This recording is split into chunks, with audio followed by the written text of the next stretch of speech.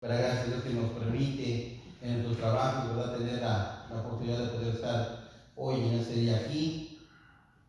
Dios no es un Dios de casualidad, todo lo tiene bajo control, no hay nada al azar, conoce todas las cosas, porque es Dios.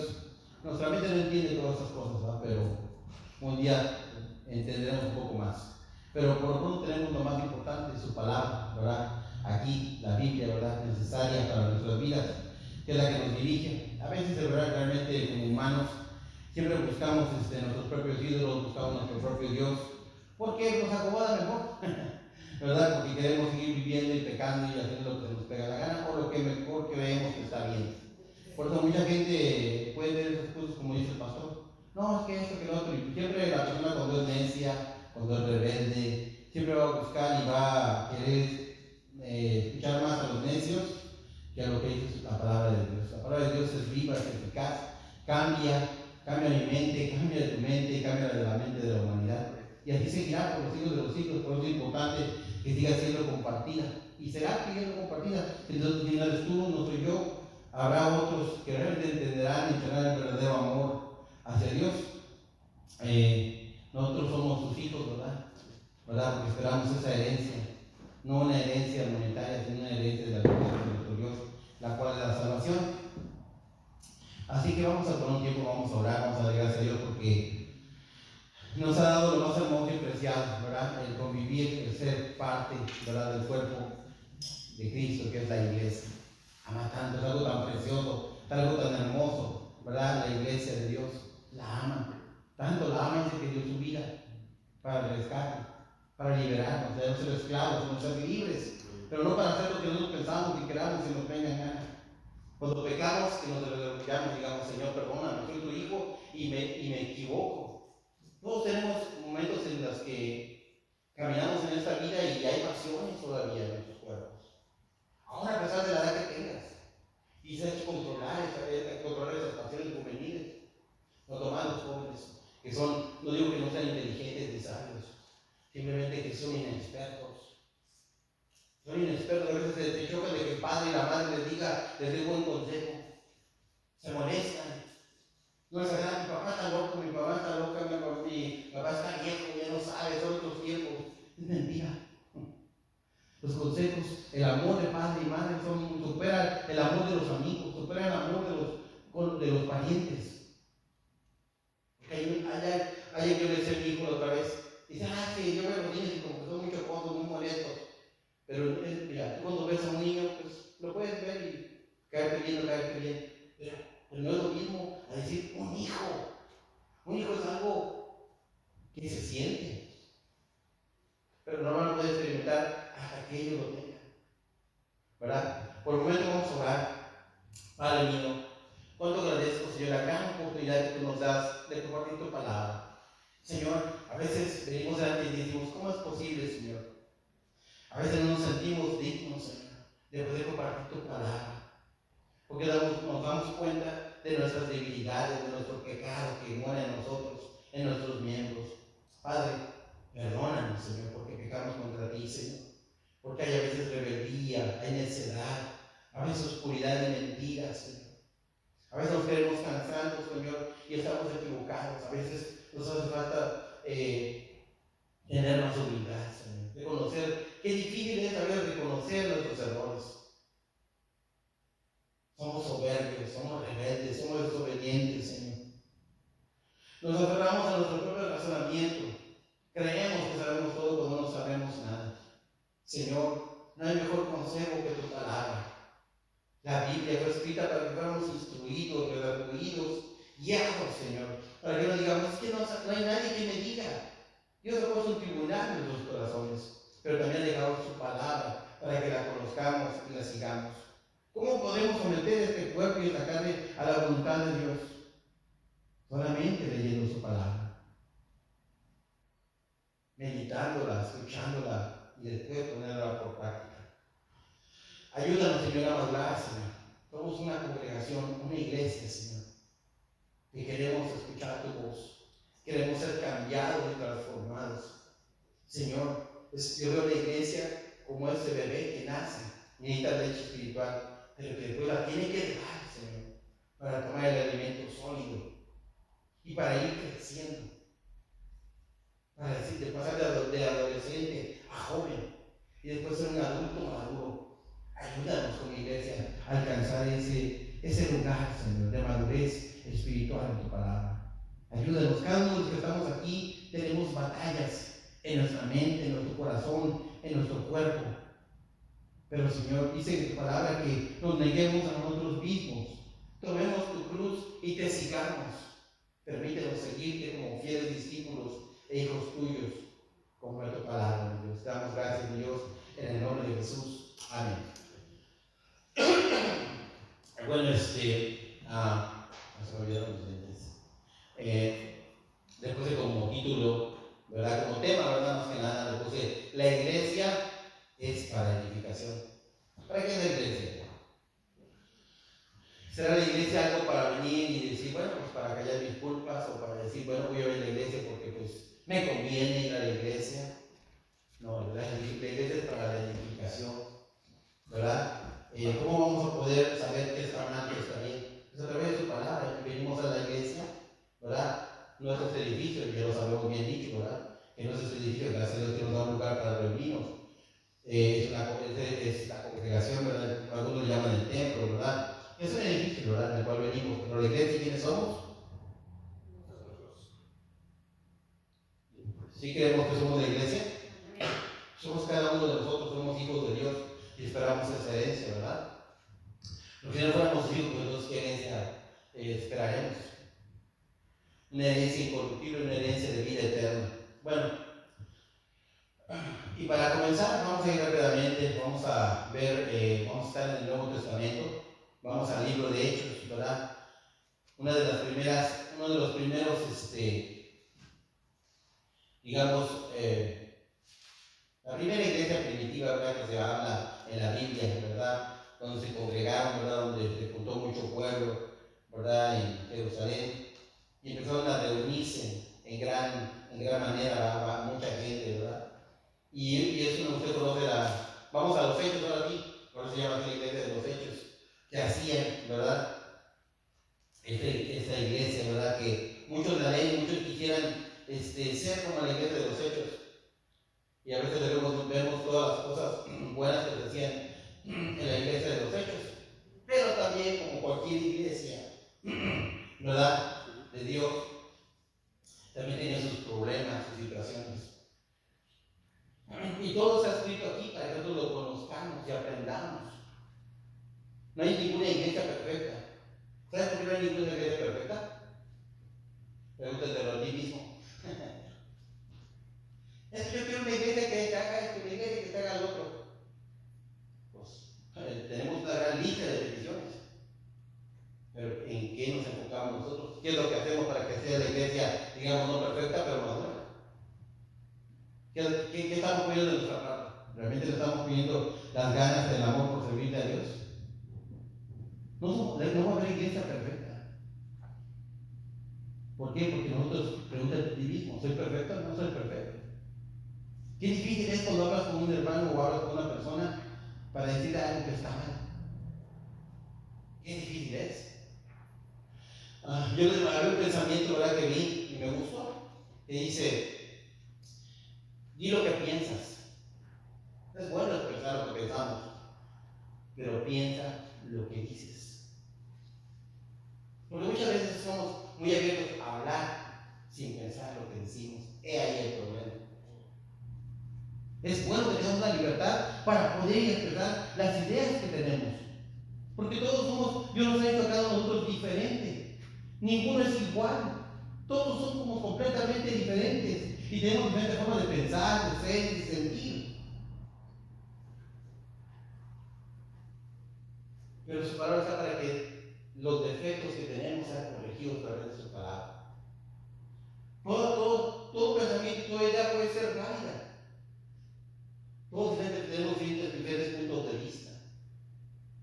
Lo más importante es cuál es el fin y para qué lo queremos y cómo enfocarlo. Vamos a ir a Hechos 2:47 rápidamente. ¿Ya lo tienen? Hechos capítulo 2, versículo 47. Rápidamente entonces vamos a leer. Dice: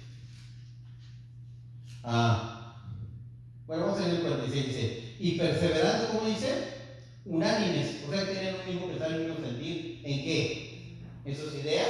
No, probablemente cada quien tiene una idea diferente de cómo hacer varias cosas. El problema es que estaban unánimes en una cosa, en seguir a Cristo, en servir a Cristo, en amar a Cristo, en predicar el Evangelio de Cristo. Esto es el de orar, en escuchar las enseñanzas de su palabra. En eso estaban unánimes.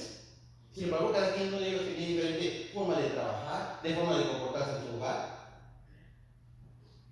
Una vez el predicador del pastor me dijo, pues yo no sé cómo lleva su casa, cómo gobierna su casa.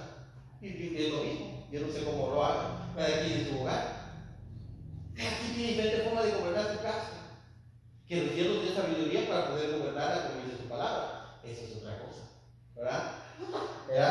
Ahora dice, Hechos 2:47 dice, entonces vamos leyendo el 46, en el 46, y perseverando unánimes cada día en el templo, ¿verdad? Como les decía, en el lugar donde se congregaba, en el edificio donde se congregaban, dice, y partiendo el pan en las casas, dice, ¿por qué? Porque tenía que convivencia. Dice, y comían juntos con alegría y sencillez del corazón.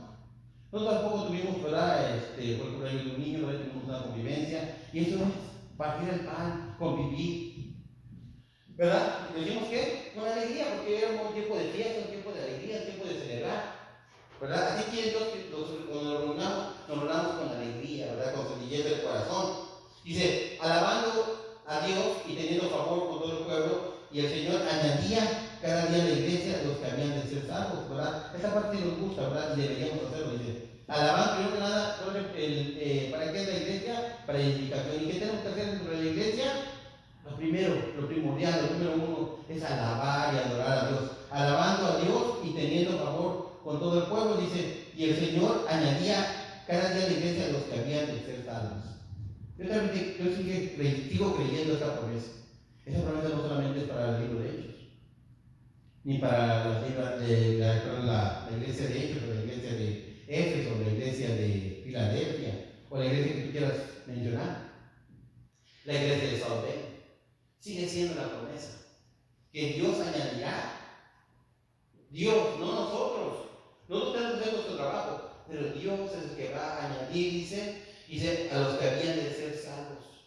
Porque los hijos de Dios son guiados por quién? Por el Espíritu Santo. Entonces, cuando una congregación se abre, una iglesia está abierta, un edificio dice, esta es la iglesia de Dios. Sea el nombre que se ponga, hayan decidido tener, y pasa la gente y vea, mira, se tiene un nombre de iglesia cristiana. ¿Será? Voy a ver. Pasará por ahí y verá el nombre y dirá, pues no sé, a lo mejor sí, pero yo necesito de Dios. Y vendrá y se sentará y escuchará y dirá si es o no es. Los que realmente andan buscando y siendo guiados por el Espíritu Santo. Eso es, dice Dios añadirá. ¿Por qué sale una iglesia? ¿Para qué? Para que vengamos a conocer su palabra. Por eso es bueno que tengamos nuestro nombre allá afuera. Bien orgullosos de ello.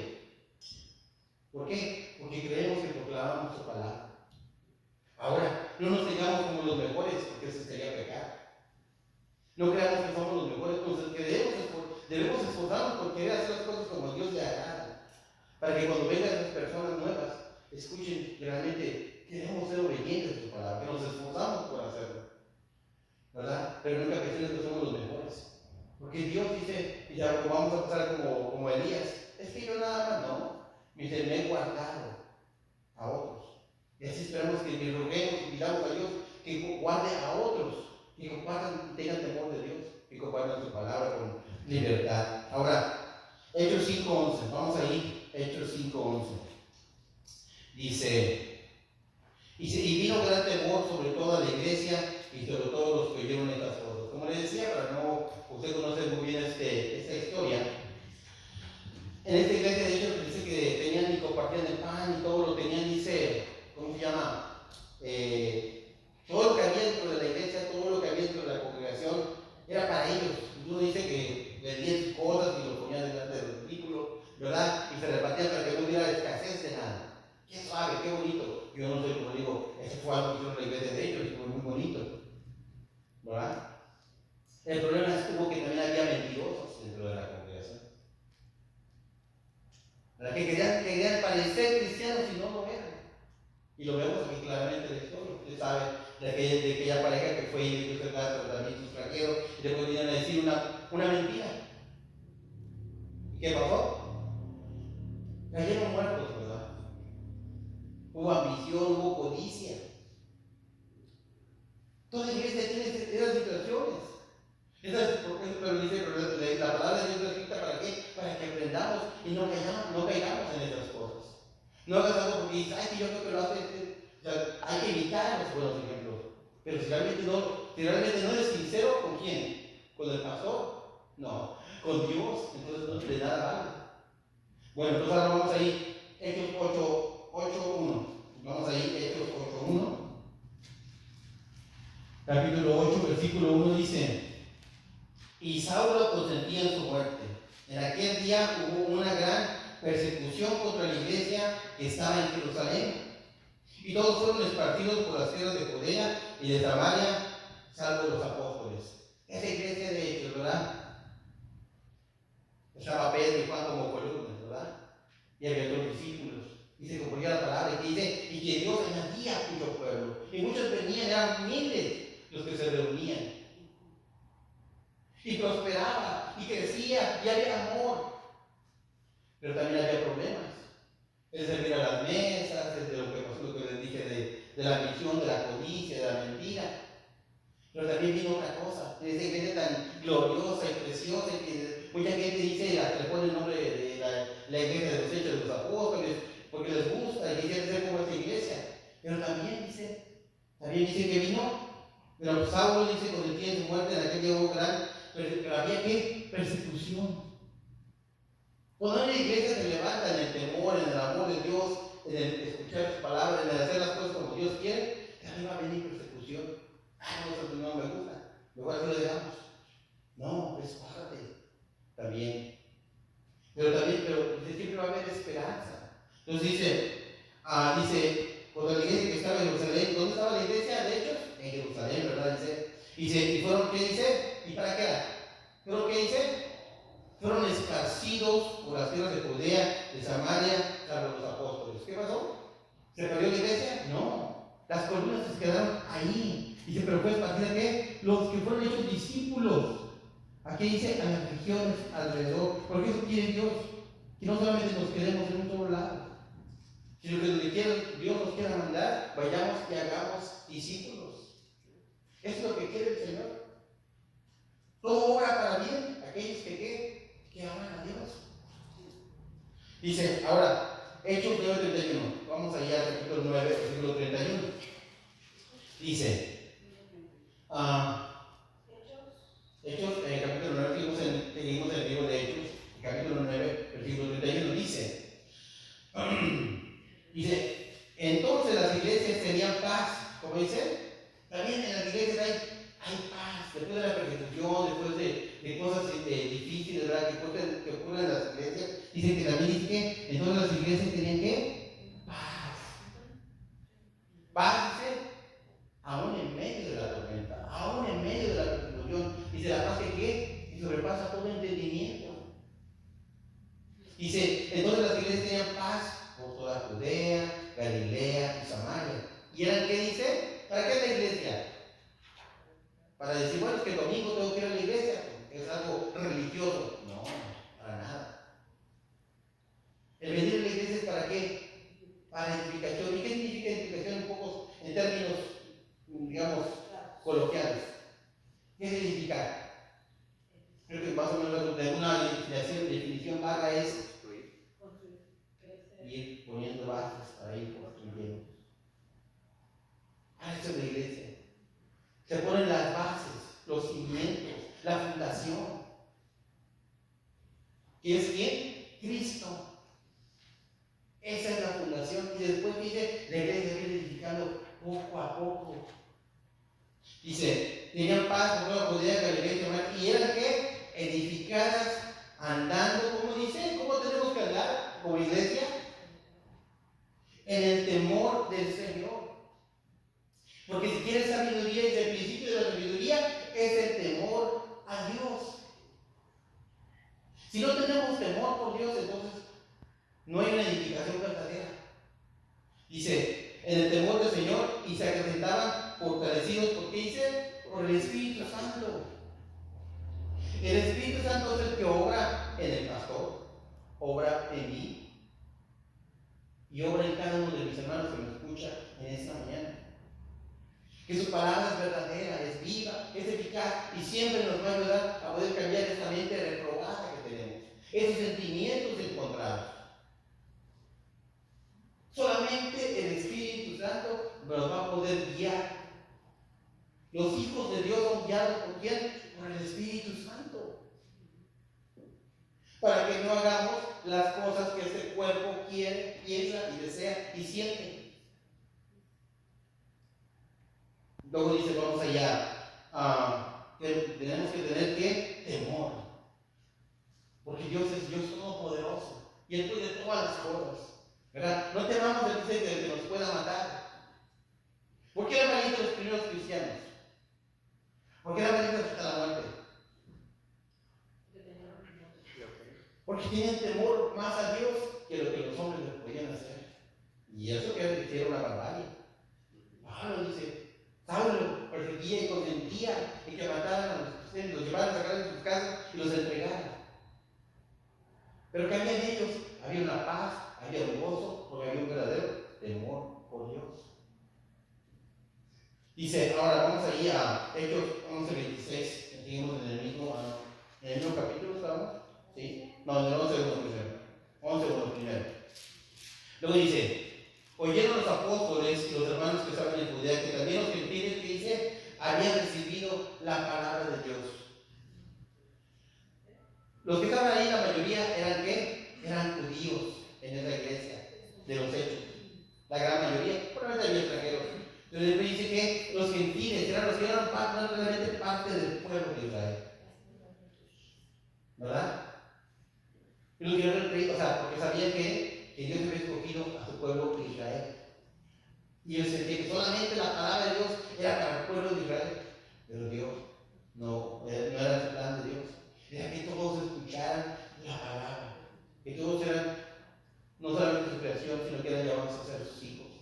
Entonces dice, vamos ahí a Hechos 12:5, Hechos 12:5, el siguiente capítulo. Estamos viendo esta historia, ¿verdad? Poco a poco algunos pasajes, algunas cosas que pasaban en la iglesia de ellos, para que no nos quedemos solamente con algunas cosas, sino que veamos a través de este libro las cosas que acontecieron. Luego Hechos 12:5.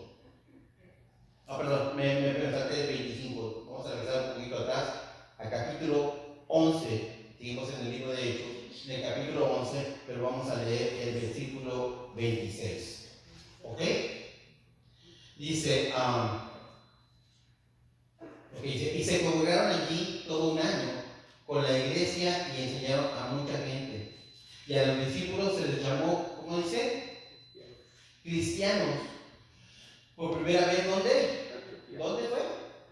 En Antioquía. Y se congregaron allí todo un año con la iglesia y enseñaron a mucha gente. Aquellos cuando dice, la iglesia de los Hechos que estaba en Jerusalén fue esparcida, pues llegaron discípulos llevando la semilla. Y llegaron, dice, a un lugar que se llamaba Antioquía. Y los que estaban, los